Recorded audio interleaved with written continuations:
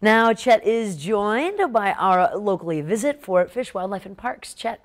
Well, thanks, Misty. 619. Now, we don't often get a chance to do this live this week in Fish and Wildlife, but we're getting an update. Ben Alexander joining us this morning. You and I sat down and talked in February. Your group got together in January at the request of Governor Steve Bullock. It's the Parks and Focus Commission. Back in February, we talked about where you're heading with all of that. Here we are 10 months later. Where you been with all of that, Ben?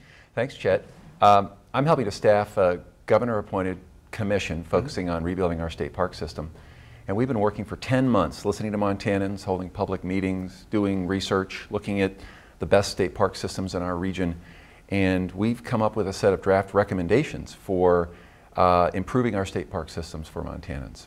And we've got a great system here. You've had an opportunity to explore some of that here in the last few months. That's right, Chet. We've got 55 state parks across Montana, from Brush Lake in the far northeast to Bannock in the southwest. And they run the gamut from parks that focus on Montana's history and heritage to those that provide incredible recreational experiences and those that feature some of our most unique natural areas like Makoshika State Park. Some of the findings, I know, just touching base with you about this, is the parks are being used. We're struggling a little bit funding some of that. I think that's what you've, one of the things that the group has learned here in the last 10 months. That's right, Chet. I think really the genesis of the Parks and Focus Commission is to look at options to generate new funding sources to support the system.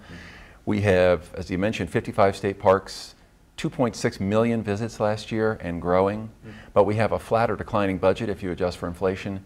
And frankly, the wheels are coming off the bus. We have over $20 million in major capital and maintenance expenses that have been deferred. We have staff that are working their best and highly dedicated to what they do, but they simply don't have the staff resources to provide for the visitor experience that we'd like. And so we're looking at a range of options, including government revenue sources, philanthropic sources, and earned revenue options to increase the revenue to help our parks function.